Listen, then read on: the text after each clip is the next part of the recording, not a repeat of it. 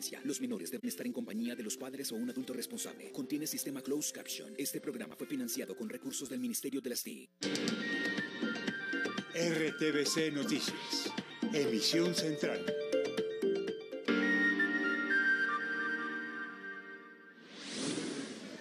Sigue agitado el ambiente de la política. Voces en el pacto histórico insisten en acercamiento a César Gaviria. Les contamos en qué va la polémica.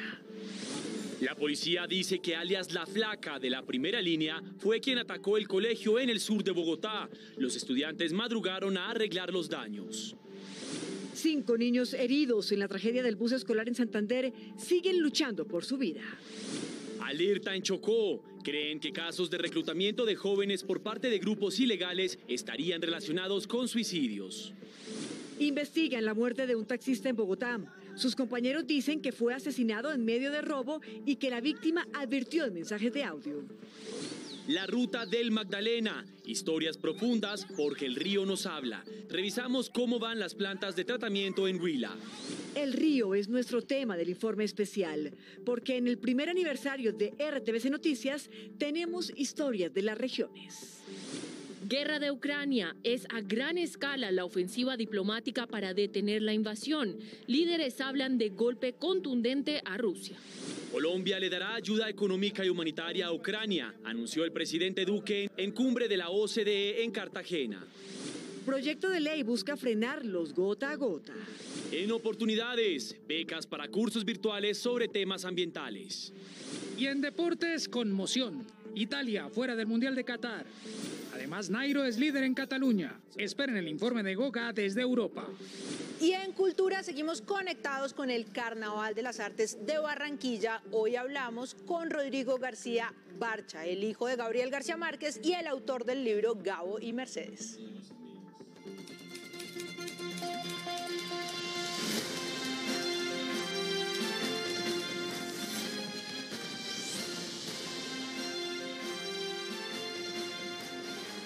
Iniciamos nuestra emisión central de RTVC Noticias y siguen las divisiones políticas en medio de la contienda por la presidencia. En el pacto histórico buscan reuniones con César Gaviria para llegar a acuerdos.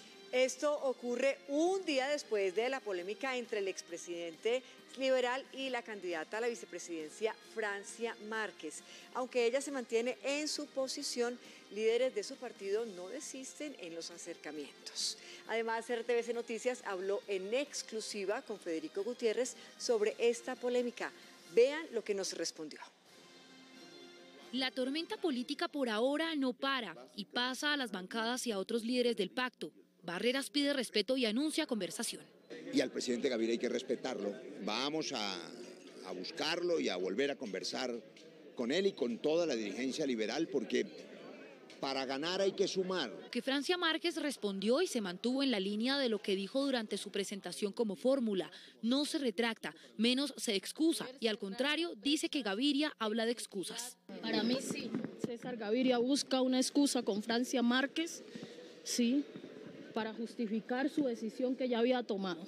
Pero la candidata a la vicepresidencia parece abrir una puerta y para eso invoca el conflicto y la paz. Siempre hay que colocar el diálogo en el centro, siempre, sí. Nosotros tenemos una experiencia histórica de cuando no hemos colocado el diálogo, lo que ha imperado es la violencia, el conflicto armado, el diálogo siempre. Y dialogar con la diferencia es nuestra virtud, así que aquí estaremos. Gustavo Petro, que está en la mitad del tire y afloje, se suma a ese nuevo elemento en el debate entre rojos y pacto, la paz. Pero además utiliza una referencia, Álvaro Uribe Vélez. Yo por la paz hablaría hasta con el expresidente Uribe. Así que aquí hay que hablar con todas y con todos. En las demás campañas prefieren evitar quedar en la mitad de este debate y en cambio invocan la unión. Esta fue la reacción de Federico Gutiérrez cuando RTVC Noticias le preguntó en los pasillos del aeropuerto de Barranquilla. Mi mamá siempre me enseñó que en boca cerrada no entra mosco. Yo sí respeto todos los sectores y quiero unir al país. Sergio Fajardo desde Twitter le envía indirectas a Gaviria y directas a los votantes rojos. No tengo padrinos políticos ni exmandatarios que me apoyan en la sombra. Quiero que me apoyen personas liberales, conservadoras y progresistas. En las próximas horas, otro hecho ocupará la atención de las campañas. Tomaremos la decisión en su momento indicado. Todavía tenemos unos días para anunciar la fórmula y lo haremos y lo anunciaremos como equipo. Y esos días serán, según el candidato, hasta el lunes de la semana entrante. El anuncio de la fórmula que irá con Federico Gutiérrez, el único del partido presidencial que no ha hecho ese anuncio. Las autoridades señalan a alias La Flaca, de la primera línea, de haber incitado a través de las redes sociales para que incendiaran el colegio Nuevo Chile en el sur de Bogotá. El ataque ocurrió luego de conocerse un supuesto caso de abuso a un niño de 5 años por parte de un maestro. Esta imagen es la pieza clave de las autoridades para demostrar que lo ocurrido en el colegio Nuevo Chile no se trató de solo una protesta de padres de familia. Esta mujer encapuchada con megáfono en mano, al parecer, dirigió la protesta.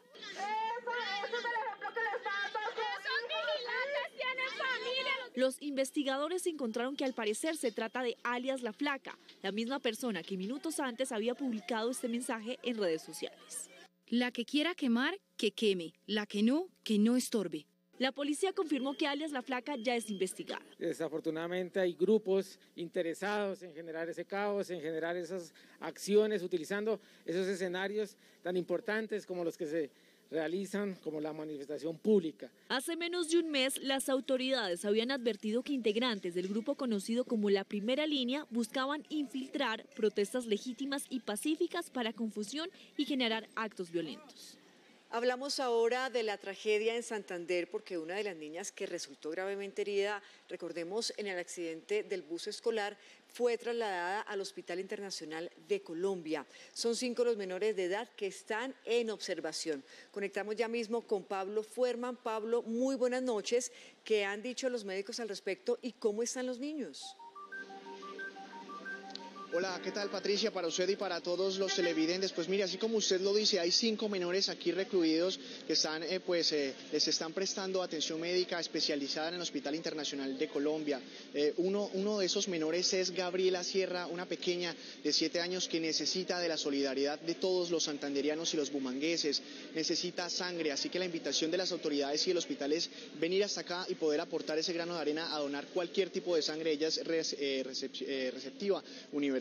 Asimismo, en medio de tantas noticias negativas, pues queremos contarles buenas noticias, y es que en el hospital de García Rovira fueron dados de alta 7 menores. Así lo confirmó el gobernador de Santander, Mauricio Aguilar Hurtado. Dolor y desconsuelo. San Andrés está de luto. Con calles de honor, los estudiantes despidieron a los compañeros que murieron en el accidente. Su sueño de ella era estudiar para superarse. Era único hijo y pues, pero ya vuelta y le reitero, cuando Dios lo quiere así lo será. Los 16 pequeños que sobrevivieron están luchando por sus vidas en distintos centros asistenciales de Bucaramanga, Málaga y San Andrés. Hace unos minutos ingresó otra de las pacientes con fractura de cadera para que hagamos todas las evaluaciones con los especialistas y completemos todo su tratamiento. Gabriela Sierra, de 7 años de edad, necesita con urgencia donantes de sangre en el Hospital Internacional. 11 menores heridos se encuentran estables y podrían ser dados de alta en las próximas horas. Hay alerta en Chocó tras el aumento de los suicidios de jóvenes en casos supuestamente relacionados con reclutamiento forzado. La Comisión de la Verdad hizo un llamado a la protección. José Luis Murillo, periodista de la Radio Nacional, nos cuenta lo que está pasando.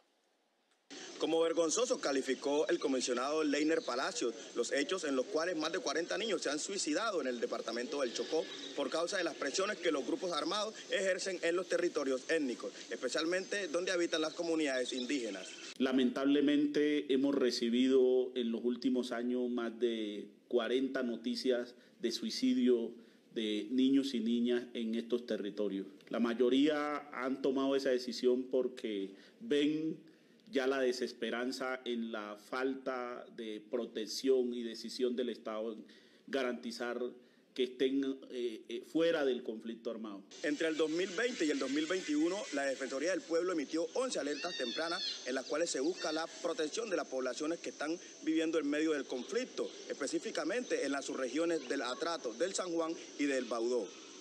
Desde Bojayá, Radio Nacional de Colombia y RTVC Noticias, conectados 24/7. Por otro lado, la justicia de Estados Unidos pidió en extradición a los guardianes del IMPEC que custodiaban a alias Matamba al momento de su fuga. Por su parte, las autoridades en Colombia preparan 10 capturas más por este caso. Hasta el momento, el guardián Milton Jiménez ha sido el único capturado por la fuga de alias Matamba. No obstante, el ministro de Justicia, Wilson Ruiz, confirmó que Estados Unidos pidió en extradición a todos los guardianes involucrados en este hecho. Ante la decisión de la justicia de los Estados Unidos de América de solicitar la extradición de las personas que participaron en la fuga de Castro Estupiñán, agradecemos al gobierno norteamericano por el apoyo a las acciones de las autoridades. La Fiscalía, por su parte, investiga a 10 funcionarios del IMPEC vinculados a la fuga. El ente acusador cuenta con un paquete de pruebas contra estas personas y en las próximas horas un juez de la República emitiría las órdenes de captura. Asimismo, fueran tomadas nuevas medidas en la cárcel La Picota. Se restringió la entrada de encomiendas. Todos los vehículos se están parqueando en la parte externa del penal. Matamba se encontraba a poco tiempo de ser extraditado al país norteamericano, en donde debe responder por distintos delitos, entre ellos narcotráfico. Investigan la muerte de un taxista en el sur de Bogotá. El conductor aceptó un supuesto servicio hacia el aeropuerto, pero cuando llegó al lugar solicitado a recoger al pasajero, no logró salir con vida. Sus compañeros dicen que lo asesinaron en medio de un robo. En un parqueadero del sector Juan Pablo II en Ciudad Bolívar fue encontrado por las autoridades el taxista reportado como desaparecido. El vehículo aún estaba con las luces encendidas. En su interior, el cuerpo de John Freddy Quiseno. Minutos antes del hallazgo, la víctima sostuvo esta conversación con uno de sus compañeros. Póngale, Rubercillo, todo bien, todo bien. Hay un man que quiere que entre, que la mamá, que no se quede aquí al lado del parqueadero ahí por la de abajo de Juan Pablo, o no sé qué hacer. La conversación sigue. Su compañero le advierte que el lugar es peligroso, pero John Freddy decide continuar con su viaje. Eso es un atracadero. A mí me la botaron el otro día para el aeropuerto. No voy a entrar, eso, ábrase de ahí. No es tan hambriento, mejor uno por 10.000 pesos no la cague, hermano. Sí, ese roñero, ya me metí. Minutos después, la comunicación con John se pierde. Ole, colgandejo, ¿qué pasó? ¿Sí pudo salir de allá o no? Las autoridades descartaron algún robo, ya que la víctima no presenta traumas en su cuerpo. Hay remesón en la Policía Nacional. Fue retirado el general Carlos Ernesto Rodríguez, uno de los uniformados más antiguos en la línea de mando. El director de la institución le habría pedido la renuncia. Uniformados testigos de los hechos cuentan que el propio director de la policía, el general Jorge Luis Vargas, le pidió en su oficina al inspector la renuncia y resultó en una acalorada discusión sobre la transformación integral de la policía. Esta mañana el general Rodríguez presentó una carta en la que pide el retiro de la institución y del servicio activo. En un comunicado, la policía explicó que todo fue por una reestructuración organizacional en la que agruparon varias unidades dentro de grandes jefaturas. En el marco de este proceso que establece la instancia de inspección general y responsabilidad profesional, se producen relevos como el que hoy da lugar a la solicitud de retiro voluntario del mayor general Carlos Ernesto Rodríguez Cortés, quien ocupaba dicho cargo. Llevaba más de 36 años en la policía y se ha desempeñado como director de Seguridad Ciudadana, director de Tránsito y Transporte y comandante de las metropolitanas de varias ciudades del país. Semana de especiales en RTVC Noticias. Celebramos nuestro primer año al aire. Durante esta semana, todos los días les hemos estado presentando informes especiales. Y también saludos de ustedes, nuestros queridos televidentes en las regiones, porque somos el noticiero de todos. Vamos con la entrega de hoy. Seguimiento a uno de los trabajos memorables de nuestro primer año, la ruta del río Magdalena.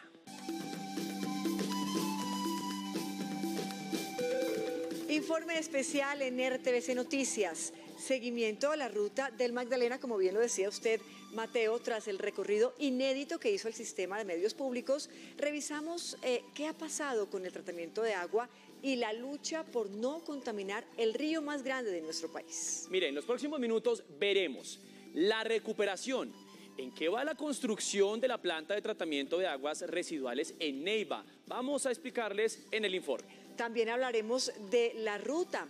Recordaremos cómo fue el recorrido de la expedición de 1.540 kilómetros de historias, pero sobre todo pasaremos a esta nueva fase informativa y de contenido, porque nosotros escuchamos al río. Por ejemplo, los puntos de contaminación que encontramos en nuestro paso. Y los avances. Hay puntos donde la recuperación del río se puede ver con optimismo. Es el caso del municipio de Garzón, porque allí el proyecto tiene buenas proyecciones. Iniciamos. Hoy, 4 meses después de la Ruta del Magdalena, regresamos a verificar cómo avanzan los compromisos de las autoridades. Para sorpresa nuestra, en Neiva, por ejemplo, la situación parece seguir muy mal. El río Magdalena recibe una dolorosa descarga de contaminación. Por aquí salen las aguas negras de 500.000 habitantes que tiene Neiva. Y este es el río Magdalena. A partir de este punto, sus aguas son impactadas por la contaminación. Este es uno de los puntos de mayor afectación del río Magdalena. Nos ha faltado tener un mayor compromiso de ciudad. Para la empresa de servicios públicos y la administración municipal de Neiva, la PETAR es prácticamente un hecho y su aspecto sería similar al de esta maqueta. Solamente nos queda faltando, en términos generales, son los recursos. Para los ambientalistas, Neiva seguiría impactando al río con sus aguas negras. Según los veedores, este no es el lugar indicado para la construcción de la PETAR, ya que aguas abajo hay al menos 17 vertederos más donde se volvería a contaminar el agua. Si nosotros cometiéramos el error de hacer el tratamiento de aguas residuales en este sitio, pues estaríamos, una vez salgan tratadas, volveríamos a contaminarlas con los 17 vertimientos.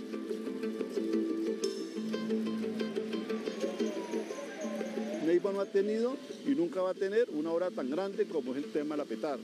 Bajo esta consigna, desde la empresa de servicios públicos de Neiva, se da como un hecho el inicio de la construcción de la planta de tratamiento de aguas residuales, aunque la realidad parece ser otra. Lo que dicen las empresas públicas y el alcalde, que ya está en curso la licencia ambiental, eso es una mentira que nos están diciendo a todos los ciudadanos de Neiva. El ALA hizo la revisión de la documentación que presentó las empresas públicas, es incompleta y requiere de 32 requisitos que ha solicitado el ALA desde el mes de octubre. Según la empresa de aguas públicas de Neiva, el gran reto que tiene la construcción de la PETAR es conseguir los recursos. Según ellos, cada día que pase, el costo de la obra aumenta considerablemente. Significa que el financiamiento de la construcción de esa PETAR, que hoy nos vale 215.000 millones a 25 años, que es el periodo de retorno, de acuerdo al ejercicio financiero y a la modelación que se ha hecho, estaríamos nosotros pagando 553.000 millones. El municipio de Neiva no tiene hoy el presupuesto para la construcción de la PETAR y por eso descargan su responsabilidad en el gobierno nacional. Que por favor considere su voluntad, además de la voluntad que ha tenido con la ciudad de Neiva, y que de los 147.000 millones que nos quiera aportar, lleguemos a 250.000 millones de pesos. Así, con más incertidumbres que certezas, la PETAR de Neiva sigue dejando en cuidados intensivos al Río Grande de la Magdalena. Repasemos la Ruta del Magdalena, que hoy vamos a continuar, pero oyendo qué nos dice el río. El pasado 2 de noviembre el Sistema de Medios Públicos inició una de las travesías más ambiciosas por parte de un equipo periodístico y de producción en Colombia. Nos propusimos durante 22 días navegar el río Magdalena buscando las historias que convergen alrededor del afluente más importante del país.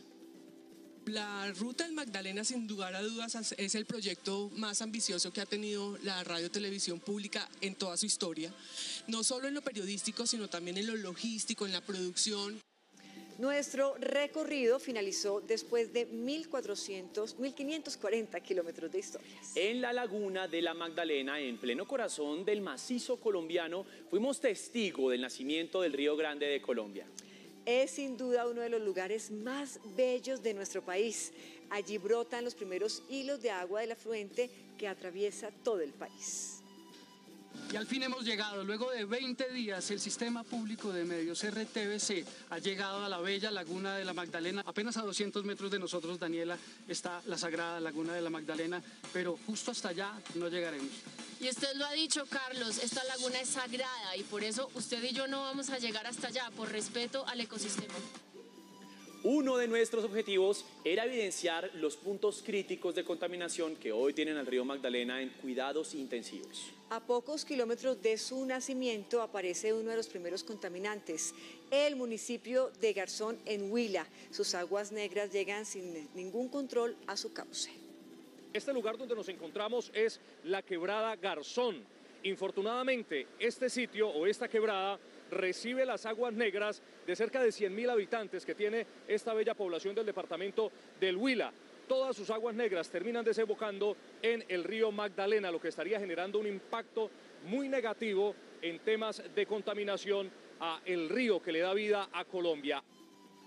Y ya lo veíamos iniciando este especial, Patricia y televidentes, la situación se pone más crítica al llegar a Neiva. Allí las aguas negras de cerca de 500.000 habitantes caen directamente al río. Desde el momento en que hicimos la expedición, Neiva es la primera ciudad capital de Colombia en contaminar al río, que es símbolo de nuestro país.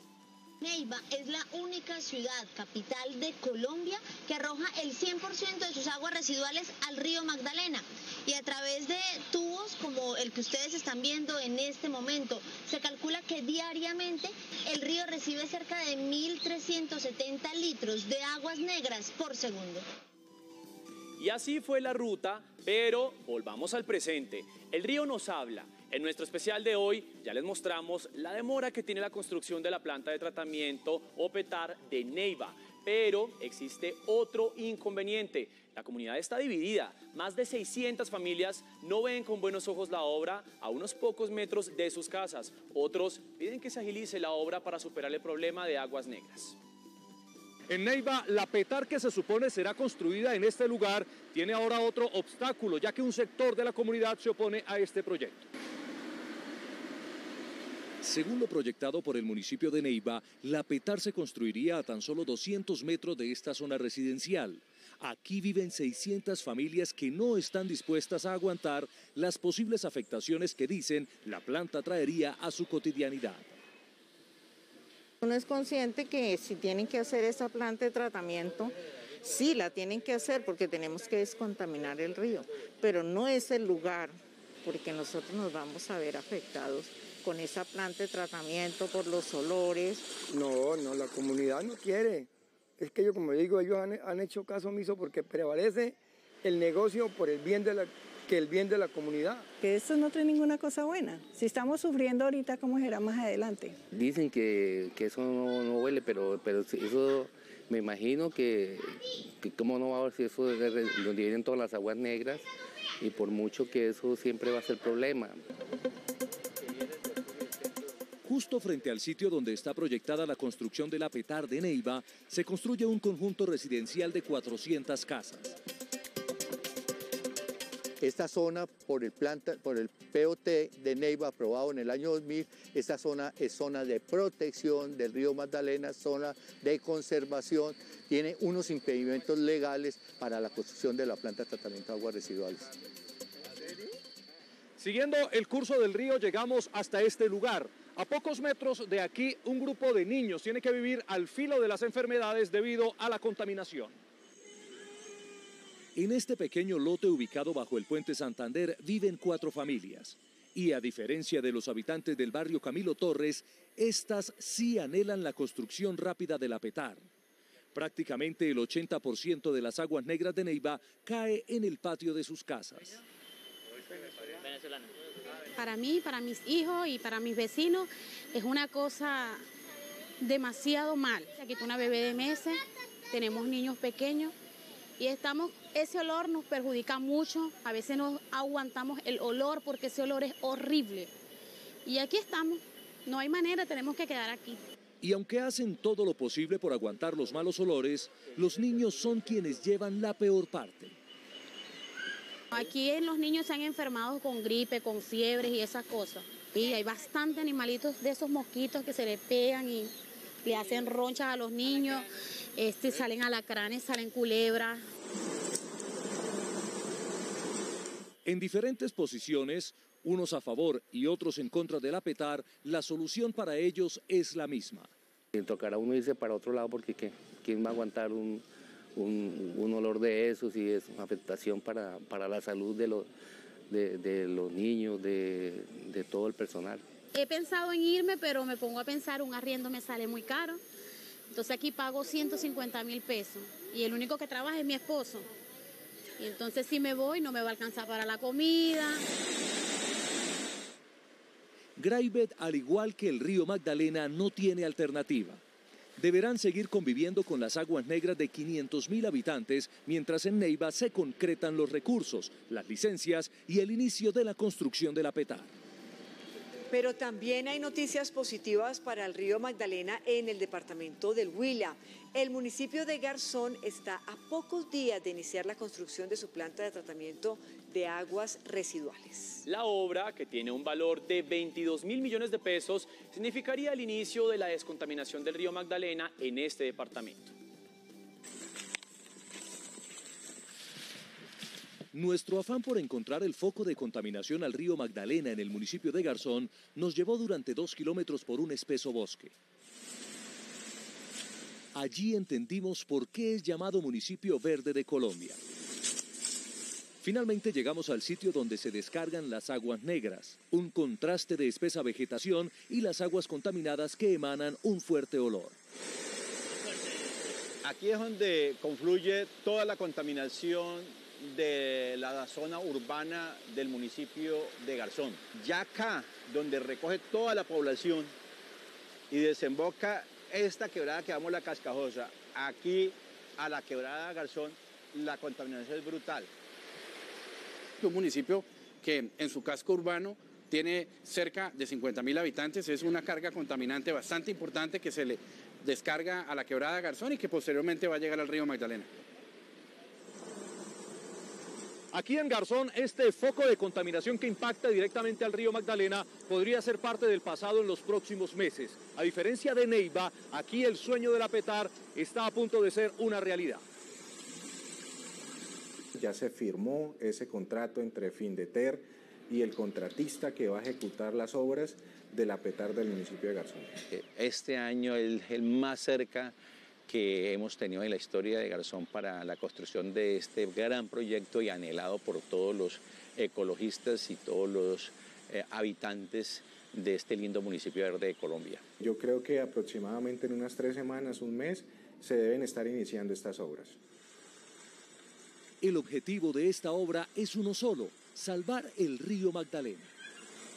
Es importante la petar para el municipio de Garzón para descontaminar esta quebrada que aflora en el Cerro Páramo de Miraflores, que tiene un recorrido aproximadamente de 18 kilómetros y que desemboca en el Río Grande de la Patria.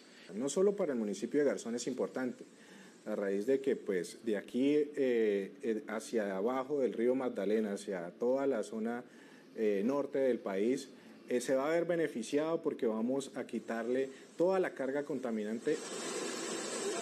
Los anuncios de las autoridades dejan ver que la espera de más de 20 años pronto será una realidad. Nosotros estamos hablando que alrededor de 25 meses, si Dios quiere un poco antes, estaremos nosotros entregándole a los garzoneños una planta de tratamiento de aguas residuales totalmente funcional. Es aquí donde todos los esfuerzos se resumen a esto. Pues el río Magdalena es vida, el río Magdalena es desarrollo, el río Magdalena es todo para Colombia y que estos ecosistemas duren en el tiempo.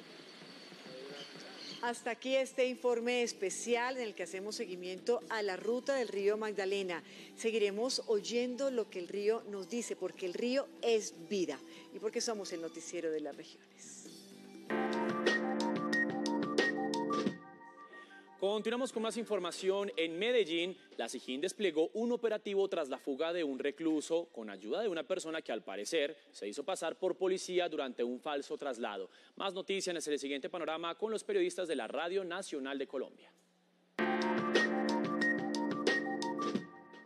En Florencia, Caquetá, hoy se realizó la segunda jornada de un operativo para desalojar a cerca de 20 personas que han invadido áreas de reserva forestal en el sector conocido como la Troncal del Hacha, en zona rural del municipio. Según la secretaria de Gobierno de Florencia, Carol Arboleda, en el lugar se han talado de manera ilegal alrededor de 25 hectáreas de bosque. Luego del inicio del servicio del Plan de Alimentación Escolar en Villavicencio, varios padres de familia denuncian que en las entregas de la ración del PAE existe insuficiencia en las condiciones de salubridad en las que se preparan los alimentos y que las raciones no son las adecuadas. Ellos piden a las autoridades pertinentes realizar un seguimiento a la entidad encargada del PAE en el municipio. En el municipio de Nechí, Bajo Cauca antioqueño, continúa la alerta roja ante posibles inundaciones debido a la actual temporada de lluvias. La preocupación es latente para los habitantes de los sectores La Caucana, Nuevo Mundo y el corregimiento de Colorado.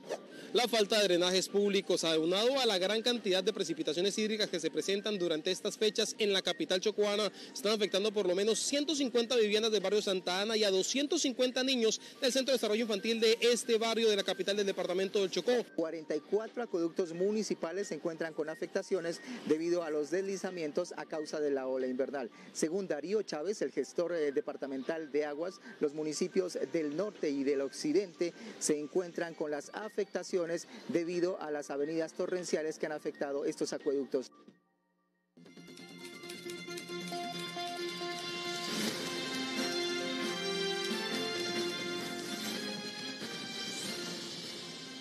Siete de la noche, 29 minutos. Más información de la campaña presidencial en Colombia, Mi Elección 2022. Ya veíamos la actividad de los candidatos Petro, Gutiérrez y Fajardo. Veamos ahora cómo estuvo la jornada para los demás. Luis Enrique Gómez participó en el debate realizado por la Universidad de los Andes en la Biblioteca Virgilio Barco en Bogotá. Nuestra propuesta es la reforma integral a la justicia, algo que ha estado completamente ausente del debate en la candidatura presidencial. John Milton Rodríguez también tuvo espacio en la Biblioteca Virgilio Barco, discusión en la que se recogieron preguntas e inquietudes de las regiones y sus habitantes. Justicia, creo que en eso hemos coincidido de que la necesidad de un referendo ciudadano, porque si no mejoramos la justicia no hay paz. El fruto de la justicia es paz. Ingrid Betancourt habló de su propuesta de reforma pensional. Argumenta que el sistema actual es inequitativo y los recursos solo alcanzan al año para pagarle la pensión a 1 de cada 4 colombianos. Lograr la cobertura universal, es decir, que todos los colombianos tengan un seguro de vejez cuando lleguen a la edad de retiro. 2, vamos a reducir la desigualdad en el cálculo de las pensiones. Los candidatos Luis Pérez y Rodolfo Hernández no tuvieron agendas públicas o no realizaron actividades de campaña antes de esta emisión.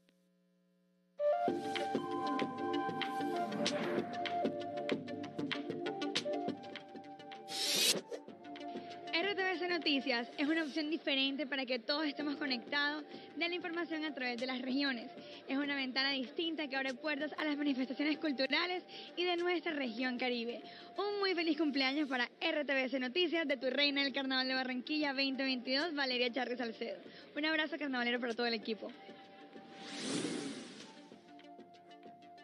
Yo soy Iván Marín y le estoy enviando aquí un abrazo en la distancia, una felicitación a RTVC Noticias por su primer año. Espero que sigan informando y creciendo, que vengan muchos, muchos años más.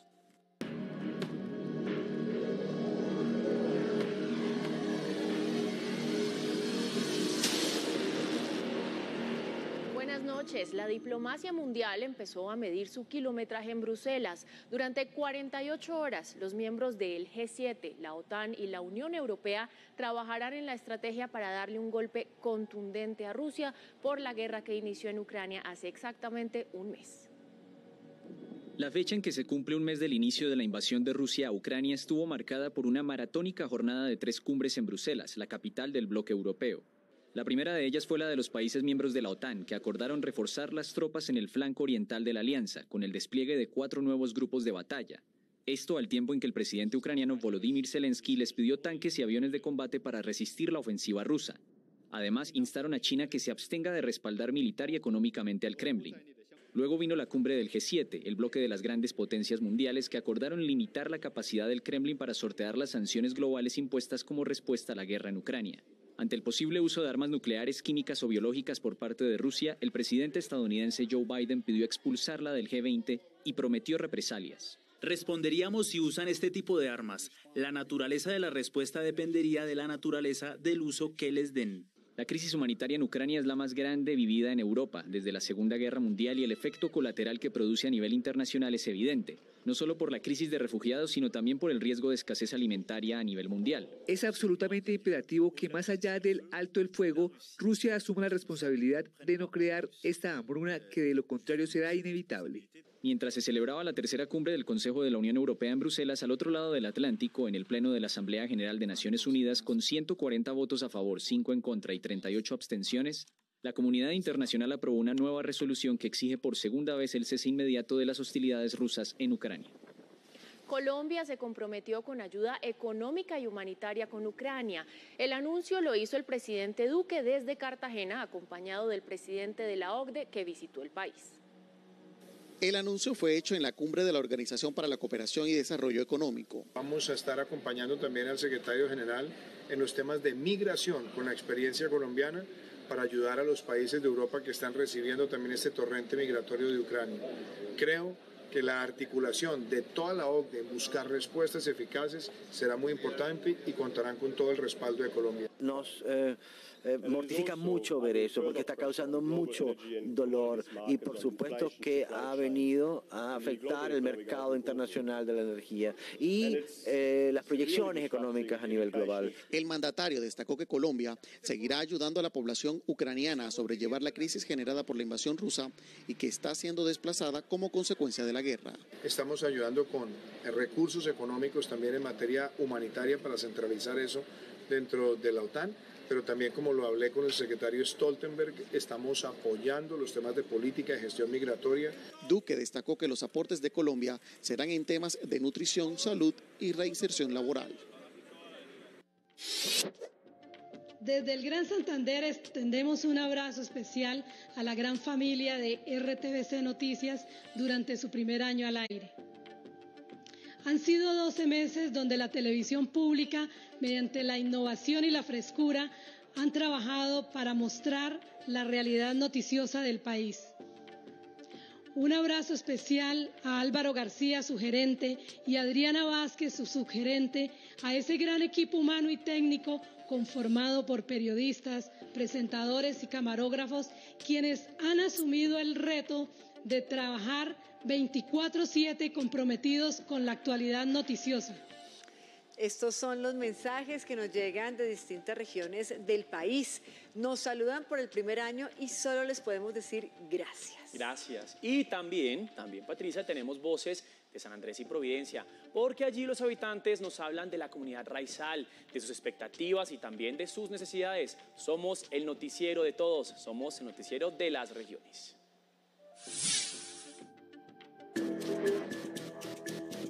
Isla Providencia y Santa Catalina, no hay dos lugares, ni tres, nunca lo habrá. Es nuestro país, nuestro hogar, nuestra cuna, nuestro trabajo, nuestro sustento, todo lo que tiene que ver aquí con San Andrés.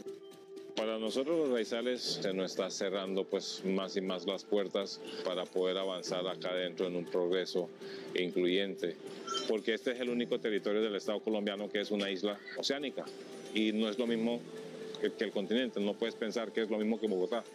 O sea, no es lo mismo porque estás en la mitad del océano, en una isla que simplemente tiene 13 kilómetros de largo y 2 de ancho. Cómo debe administrarse, cómo debe protegerse, cómo debe conservarse una isla, sobre todo una de estas pequeñas dimensiones. Porque usted puede saber de leyes, puede saber de todas las cosas, pero si usted no sabe qué es una isla donde está viviendo, pues no le servirá nada de sus conocimientos. Nos sentimos excluidos de una isla donde nacimos, crecimos, donde nuestros antepasados nacieron, crecieron, ya se han muerto. Tenemos que empezar a pensar en los demás, en todos. Todos somos humanos y todos tenemos el mismo derecho. Todos queremos desayunar, todos queremos almorzar, todos queremos vestir, todos queremos estudio. Y así como veo las cosas, eso no va a pasar.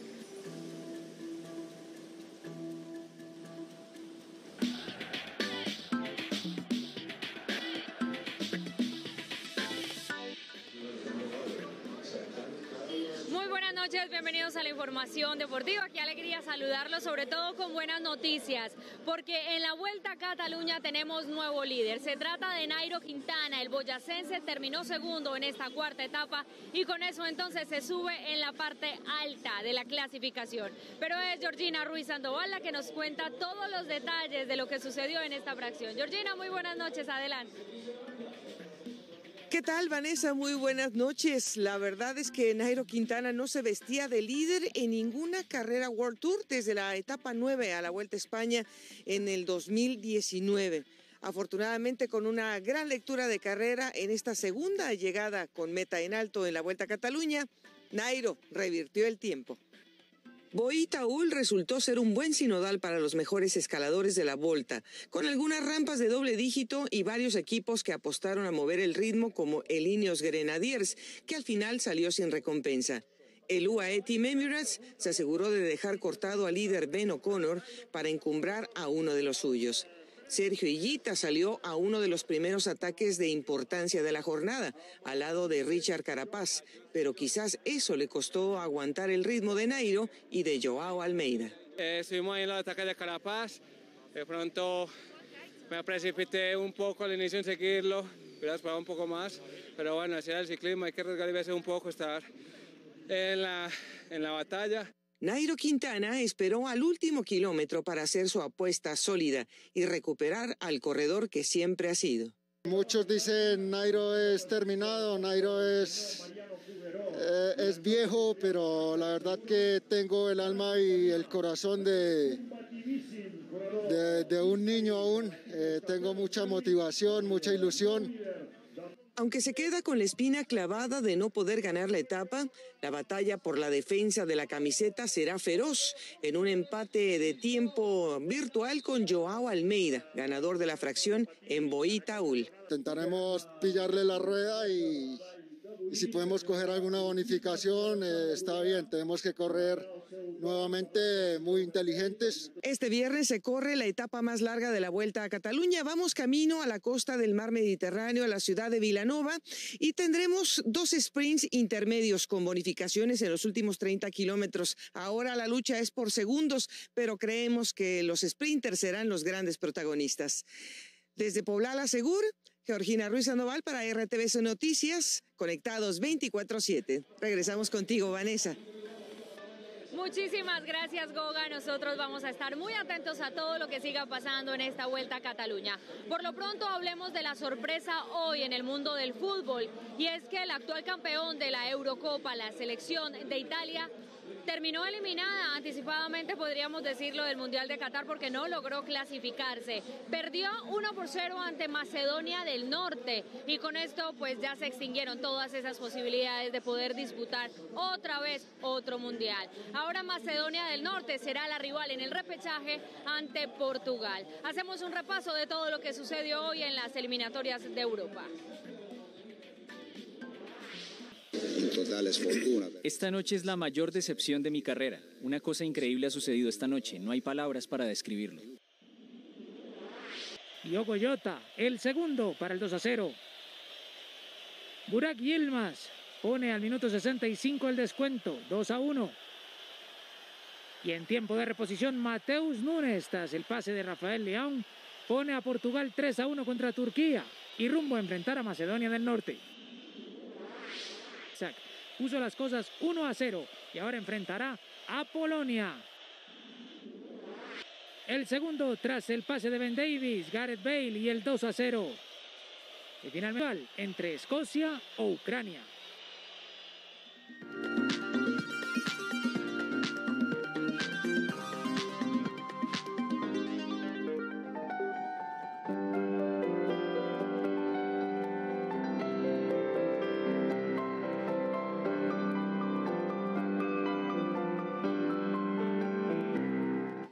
Esto se llama El Cafetero y lo escribió Maruja Inestrosa en 1928. Inestrosa nació en Pasto y siempre quiso ser compositora, a pesar de que en esa época solo los hombres componían música y tocar música popular era un pecado para las mujeres.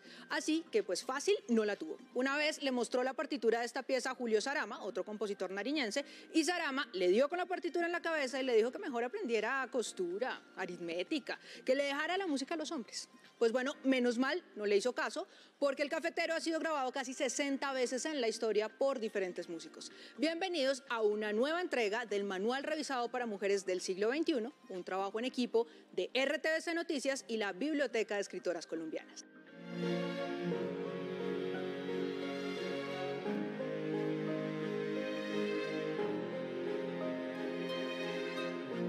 Que responder a las preguntas odiosas sobre la utilidad del arte. Y hay 1000 respuestas sociológicas, filosóficas, antropológicas, pero la que más me gusta la sugiere Alba Lucía Ángel en su libro 2 veces Alicia. Si no escribo hoy, se me irá el año entero con la misma historia. En conclusión, el arte para nada y el arte para todo.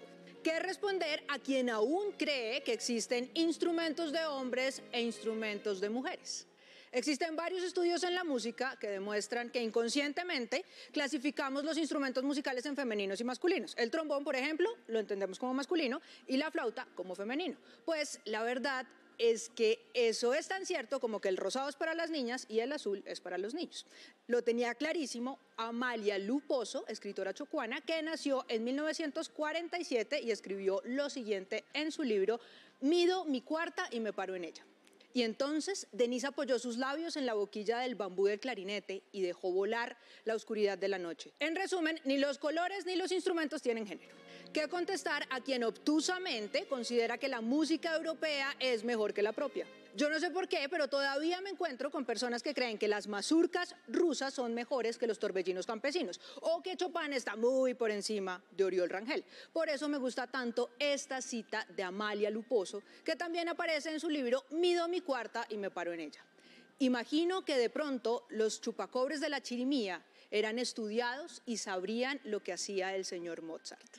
La cita viene de la misma escena anterior. Hay dos mujeres, Denise y Adelaide. Denise toca la flauta y explica que la pieza es el concierto para clarinete en la mayor K622 de Mozart. Adelaide no entiende nada de esos tecnicismos, pero se acuerda de las flautas de las chirimías y piensa, pues debe ser lo mismo.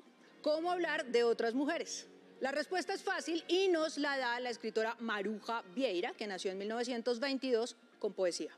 Esta mujer fue humana, más humana que nadie. A fuerza de estar viva, se consumió en su llama. No la conocí nunca y estoy junto a su nombre, mientras el tiempo esculpe su misteriosa estatua.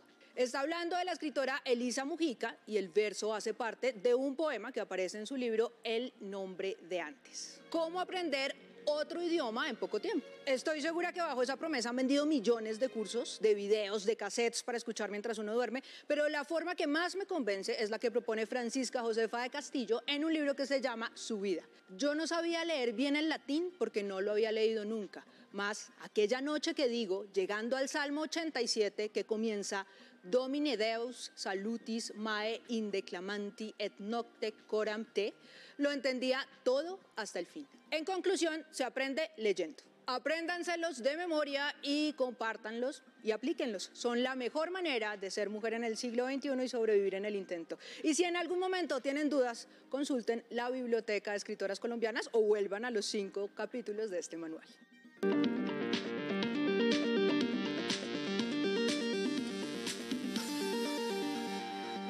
Más noticias en nuestra emisión central. El Ministerio de Hacienda radicó un proyecto de ley con el que se busca enfrentar los préstamos gota a gota. Con la iniciativa se busca que el sistema financiero entregue con mayor facilidad créditos a los colombianos. Los principales beneficiados serían quienes no tienen historial crediticio o que son trabajadores informales. Para el microempresario, para el pequeño empresario, para el pequeño productor del campo colombiano, para ese productor que está en la informalidad y quiere transitar a la formalidad, y para cientos de miles de ciudadanos de nuestro país que hoy sufren con el gota a gota y con el pagadiario.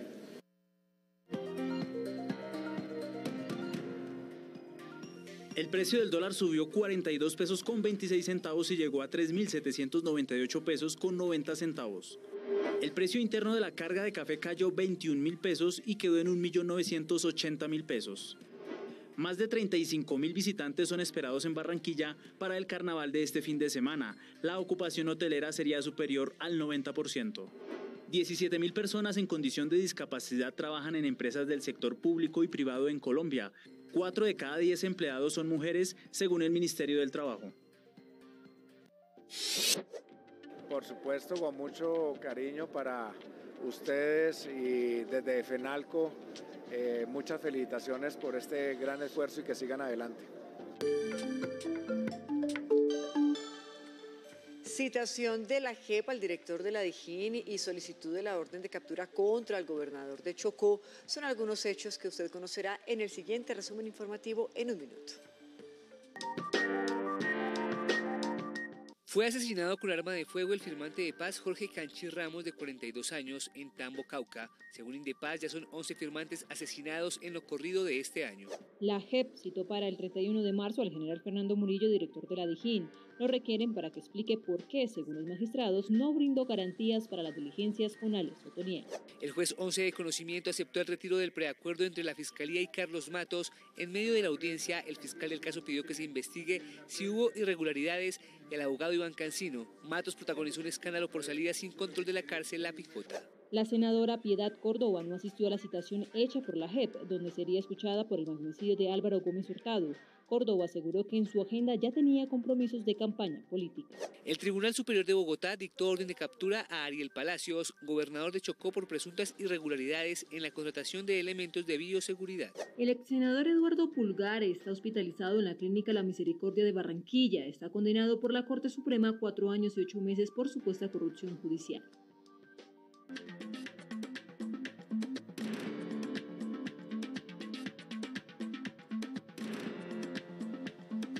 El Comité Internacional de la Cruz Roja advirtió hoy sobre la crisis humanitaria que atraviesan México y Centroamérica.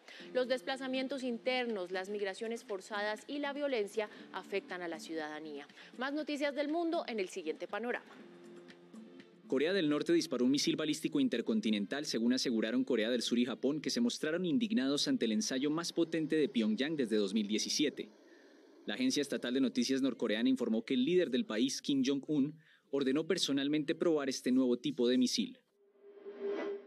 Con el grito de 30.000 detenidos desaparecidos presentes, decenas de miles de argentinos volvieron a marchar hasta la Plaza de Mayo, al cumplirse 46 años del golpe de Estado que instaló una dictadura militar responsable de decenas de miles de desapariciones, exilios y ejecuciones en centros clandestinos.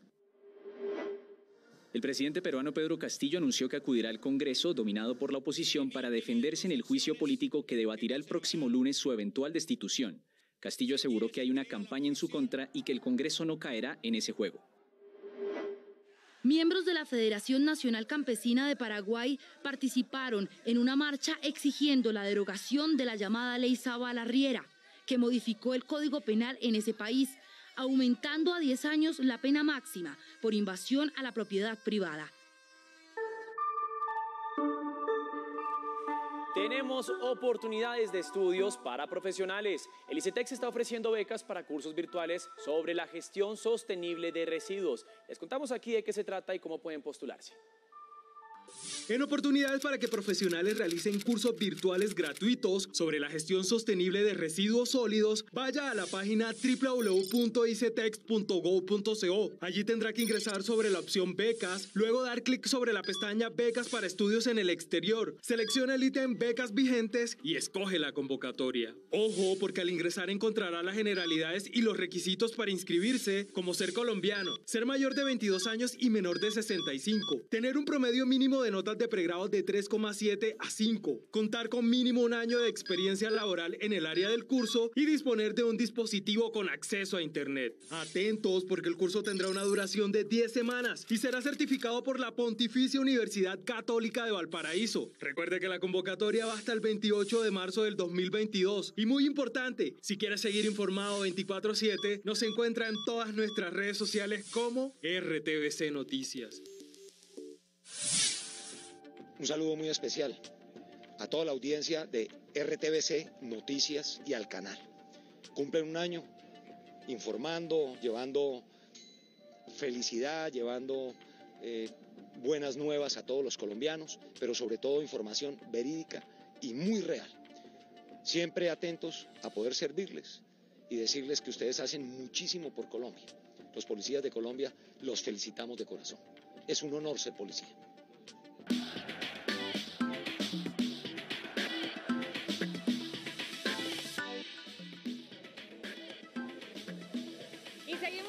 Información deportiva y seguimos hablando de los equipos y las selecciones que se siguen clasificando al Mundial de Qatar. En esta ocasión, de manera directa, lo consiguió la selección de Japón tras vencer a Australia. Sí, además lo hizo como visitante. ¿Qué tal si repasamos todos los detalles de esta clasificación de la selección nipón?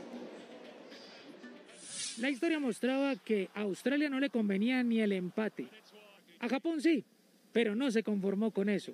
Y todo cambió con el ingreso de este muchacho, Kaoru Mitoma, que a 1 minuto del final puso el primero para el equipo nipón. Y ya en tiempo de descuento, el mismo Mitoma, jugador que actúa como delantero en Bélgica y nada más, tras haber entrado al minuto 84, pone el segundo para el equipo japonés, lo clasifica al Mundial y condena a Australia al repechaje. Y ahora vamos a hacer un repaso de nuestro fútbol profesional colombiano, porque cumplidas ya 12 jornadas hay equipos que se mantienen en la parte alta, otros que empiezan a sufrir y tienen crisis de resultados como el Deportivo Cali. Pero lo más importante que queremos señalar nosotros en la siguiente crónica de la jornada es cómo empiezan también a intentar ganar desde la rueda de prensa, sí, con un debate o con una competencia de conceptos técnicos. El fútbol está inventado. El equipo jugó hoy con la mente, con el corazón y con las piernas. Pero cuando los partidos se pierden, aparecen los sucesores del emperador romano Julio César con una frase algo modificada. Él decía, divide y reinarás.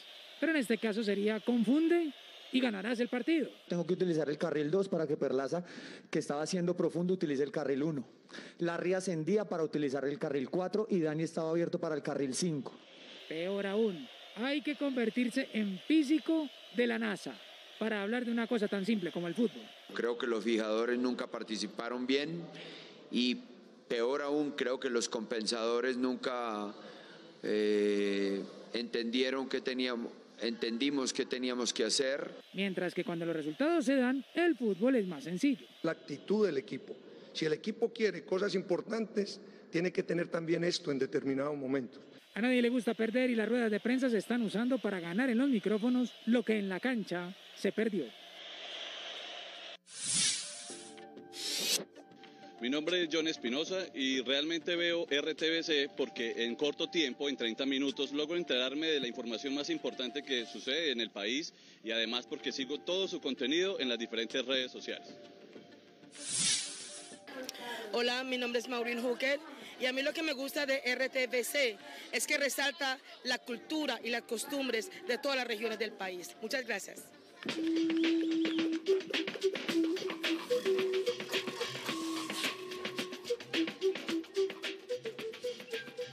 Y llegó el momento de conectarnos con Barranquilla y con el Carnaval de las Artes. Hoy Lord Cultura Juan Sebastián Ramírez estuvo hablando con Rodrigo García Barcha, el hijo de Gabriel García Márquez y Mercedes Barcha, que además escribió un libro hermoso que se llama Gabo y Mercedes, en el que cuenta cosas muy bellas y además muy importantes y de alguna manera desconocidas sobre su papá, su mamá y la vida que tuvieron ellos como familia. Juan Sebastián, ¿cómo va todo en Barranquilla? ¿Cómo le fue con esta entrevista? ¿Qué tal, Laura? Buenas noches, yo la saludo desde este tercer día del Carnaval de las Artes. Justamente yo le hice caso y me desprendí de ese ventilador y me vine a la tarima principal de este carnaval. Como usted puede ver de fondo, a esta hora hay un show de Paul Morocco y Olé, un show italiano lleno de humor, danza, en fin, teatro, que a la gente le ha llamado bastante la atención. Y también le cuento que en la mañana me fui a hablar con Rodrigo García Barcha, hijo de Gabriel García Márquez, y nos contó sobre su rebeldía y también lo que ha heredado de su padre. El cineasta, productor y guionista colombiano Rodrigo García Barcha es el invitado especial del Carnaval de las Artes de Barranquilla. Deseo que anhelaba al escuchar los relatos de su padre Gabriel García Márquez en el bar La Cueva, aunque se privó de ese legado por el negocio de las artes. Creo que ahorita el mundo con el capitalismo desaforado muchas de las artes, si no dejan plata, no tienen cómo existir. Entonces creo que todo lo que sean festivales que promuevan, que vean nacer gente nueva, todo es imprescindible. Rodrigo siempre ha pensado que los carnavales son rituales para representar todo aquello que no se puede expresar. Además lo compara con su película Últimos días en el desierto, una producción que habla de Jesús. Es el lado humano y un poquito la dificultad y las contradicciones que, según mi interpretación, debió vivir Jesús. Porque tenía un lado humano por lo menos y bueno, me imagino que estaba destinado a una tarea bastante tremenda. Quiso seguir los pasos de Gao en el mundo de las artes, tal vez llenando un pequeño vacío. Él no estaba peleado con el cine, pero se le hizo difícil en su momento empezar a dirigir algunas de las historias que le gustaban. Por suerte las convirtió en novelas y le fue extraordinariamente bien. Pues sí, es un poco ironía que yo seguí por esos pasos que él no pudo seguir. En este momento se encuentra ultimando los detalles de la nueva serie de su padre basada en su libro 100 años de soledad. Una fantasía por ponerle rostro a esos personajes que marcaron la historia en la literatura, pero que seguramente también es una forma de llevarle la contraria a Gao. Y así despedimos nuestra emisión central para hoy y mañana. Patricia, mañana un año cumplimos. Un año juntos, ustedes y nosotros. Somos RTVC Noticias, el noticiero de las regiones. Feliz noche.